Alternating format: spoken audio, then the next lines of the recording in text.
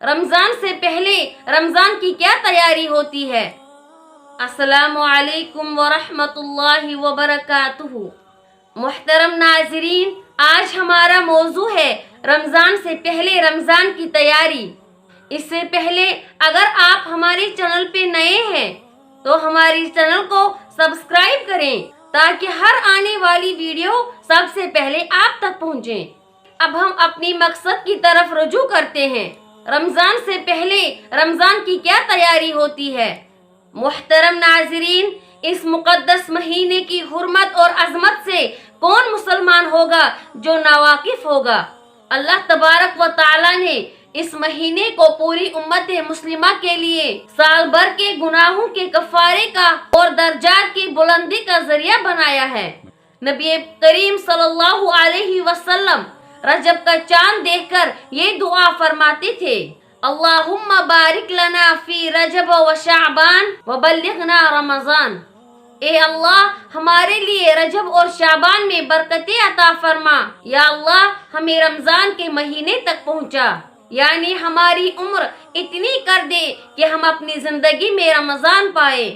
محترم ناظرین، وہ ماہ مبارک رمضان آنے والا ہے اور اللہ تبارک و تعالی کی رحمتیں برسنے والی ہیں۔ اس کے لیے پہلے سے کچھ تیاری کرنے کی ضرورت ہے۔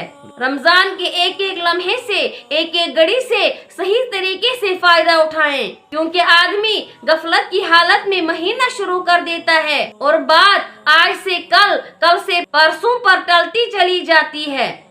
اس لیے اس بات کی ضرورت ہے کہ رمضان شروع ہونے سے پہلے آدمی اس مہینے کی تیاری کر لے۔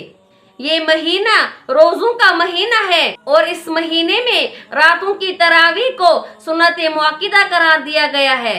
در حقیقت یہ پورا مہینہ مسلمانوں کو ایک نئی زندگی دینے والا مہینہ ہوتا ہے۔ جیسا کہ 11 مہینے تک ہم اپنی دنیاوی مصروفیات میں لگے رہتے ہیں، ان مصروفیات کی وجہ سے بسا اوقات ہم پر غفلت طاری ہو جاتی ہے اور اللہ تبارک و تعالی کے ساتھ جو مضبوط تعلق ہونا چاہیے وہ کمزور پڑ جاتا ہے۔